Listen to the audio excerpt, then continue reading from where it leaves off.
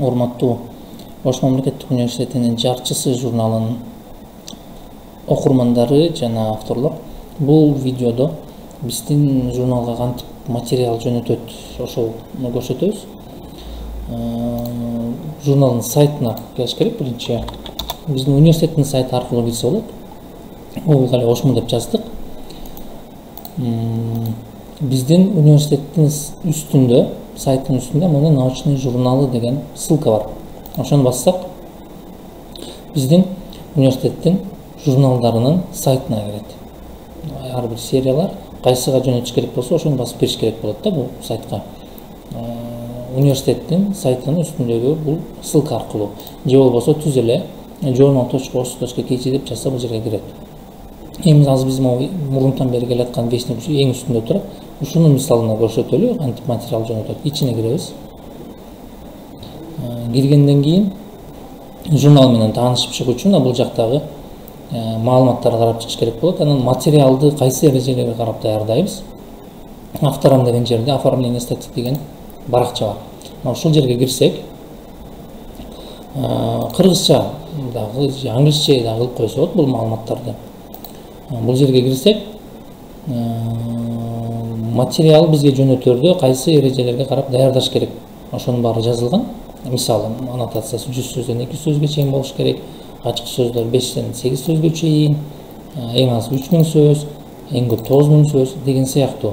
Анан кайсы шилтеме системасына карап даярдалышы керек? APA дегенди кабыл алганбыз. Анын текст ичинде кандай шилтемелер жасалат? Бир автор, эки автор деген сыяктуу баары деталдарына чейин көрсөтүлгөн.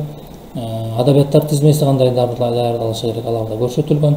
Мына ошолорго карап макаланы даярдагандан кийин анан макала жөнөтүү кнопкасы бул жерде эле турат. Бирок регистрация болмоюнча жөнөтпөйт да. Ошон үчүн сайтка катталабыз. Бир эле мүнөт алат. Азыр биз эми мисал катары ачып туралы. Тестбек тестбек деп койдук. Иштеген жерди Ошму деп койдук дагы. Мамлекеттин Кыргызстан дейли. Эми бул жерге сиздер дайыма колдонгон почтаны, электрондук почтаны жазыш керек болот. Себеби биз менен макала боюнча жазышуулар болот да, ошолорду көрүп турганга. Андан тышкары бул жерде логин менен пароль жазыш керек дагы. Аны бир жерге сөзсүз түрдө сактап алышыңыздар керек. Кийин киргенде мына ошолорду колдонуп киресиздер да. Биз мисалыбызды улантып азыр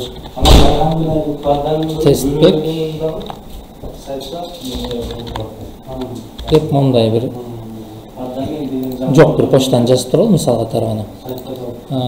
Логинге болсо аттыңарды же болсо фамилияңарды англисче эле кичинекей тамга менен жазып койсок болот. Тестбекте жазып койдук дагы, паролду деп туралы мисал катары. Ошол эле паролду мына кирдик. Бул жерге галочкаларды коюш керек дагы. Анан регистрацияны бастык.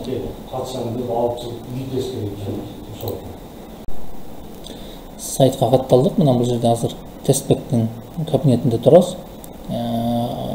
Өзүбүздүн профиль менен киргенден кийин анан могул жерден отправить материал деген кнопканы бассак, бул жерде жаңы материал жөнөтүү деген жери бар.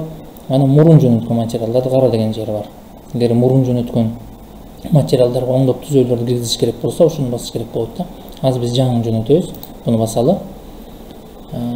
Мисал катары бир макала даярдап койдук. Биздин журналдын 3 тили бар. Бизге жөнөтүлгөн макалалар 3 тилде.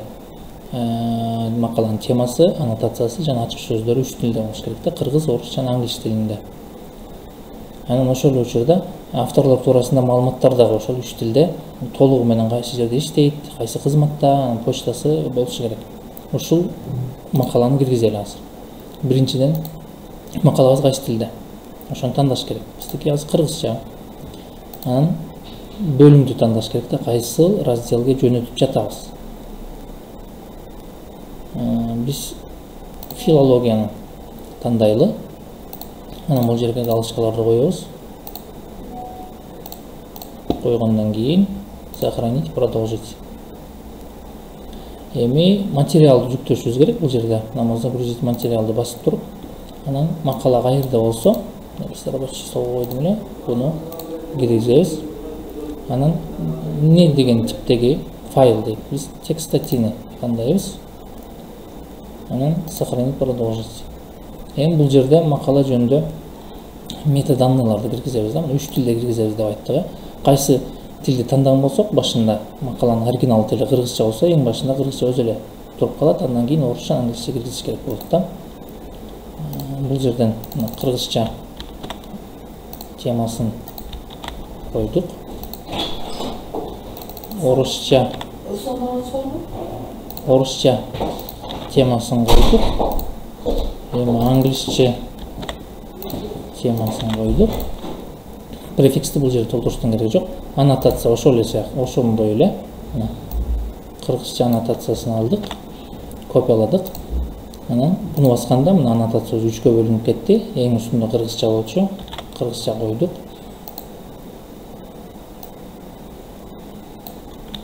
Копияладык. Орусчасына койдук аннотацияны. Англисчесин копияладык дагы. Англисчесине койдук. Эми бир бош жерде бассак, бунун баары түрүлүп кетет. Мына бул жерге үчөөнү тең киргизип койдук. Мына көрсө болот. Анан бош жерде бассам, мындай түрүлүп кетет. Эми мына тестбек тестов жөнөтүп атат. Почтасы турат, автор катары. Бул макалада эки автор бар экен. Тестбек деп ачып алып жөнөтүп атабыз да. Негизи бул ушу эки автордун бирөөсү бизнес сайттан профиль ачып туруп, анан кийин жөнөтүш керек болот да. Ошондо автордун өзү турган болот. Биринчиде мисалы Абдимиталип Нурсултан өзүнүн профилин ачып туруп, анан кийин жөнөткөн болсо, бул жерде өзү турган болот. Анан добавить поддерживающего дегенде басыш керек да. Канча автор болсо, ошончонун баарын киргизип коюш керек. Азыр эки автор экен турат, экинчи авторду да киргизишибиз керек. Буну басалы дагы. Мына атын копияладык. Бул жерде бассак, мына 3 тил ачылат. Биринчиси кыргызчага койдук, орусчага дагы койдук.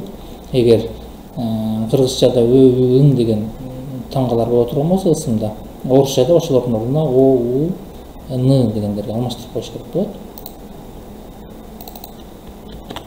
Фамилиясын койдук, орусчага койдук. Англисчесин алдык.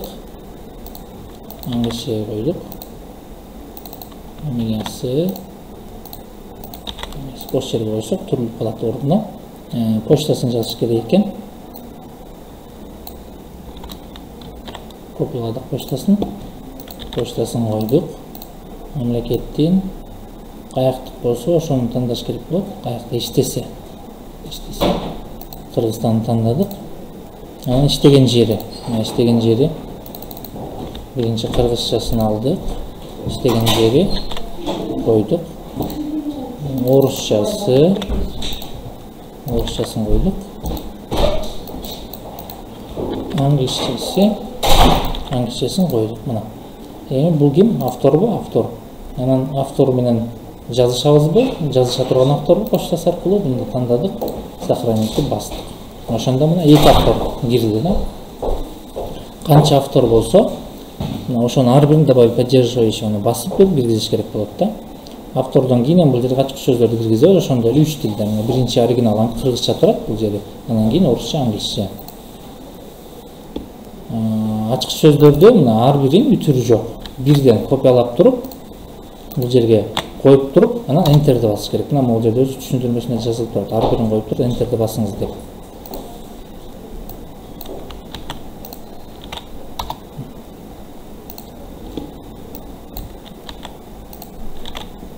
Ар бир ачык сөздү копиялап туруп,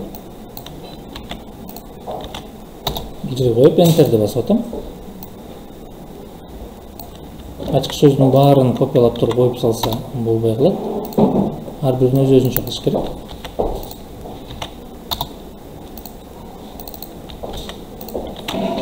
Кыргызчасы бүттү. Эми орусчасына келели.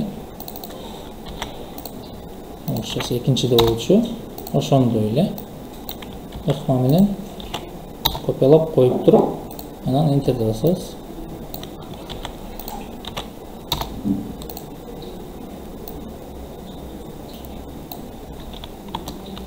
Бүтүрүү алыш керек.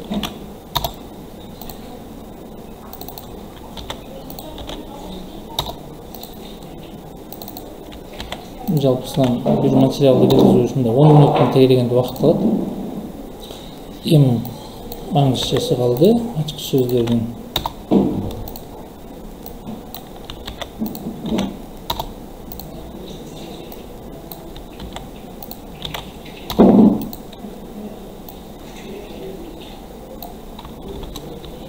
өтүрүүгө калдык.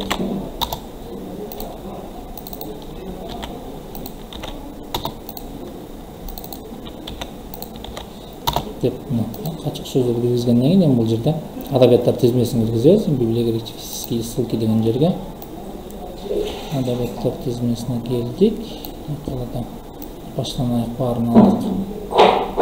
Баштан аяк баарын алдык. Копияладык дагы. Бул жерге койдук. Анан сохранить, продолжить кылабыз. Бүттү дейт. Бүттү, завершить отправканы басып туруп, окей деш керек.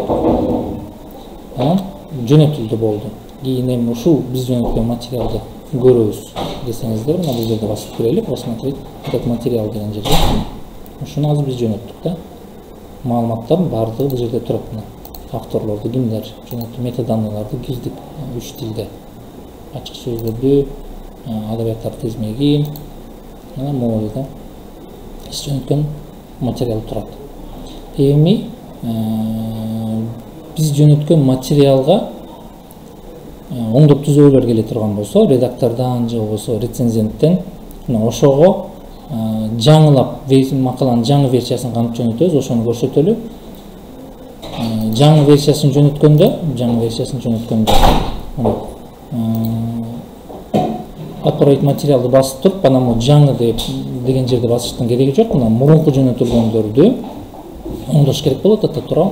Ошону басып туруп, мына мурунку жөнөтүлгөн, биз жөнөткөн материал ушул. Биз жөнөткөн материал ушул, тестов жана башкалар дейт. Экинчи авторду киргизбедик беле.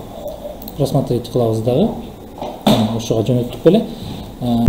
Бул биз жөнөткөн материал болду. Буга редактордон же болбосо рецензенттин оңдоп түзөөлөрү келе турган болсо, ошол жерге чыгып калат. Рецензирование деген жерге айткандарын кошуп оңдоп туруп, анан кайра эле макаланын жаңы версиясын ушул жерден жүктөп коюш керек болот.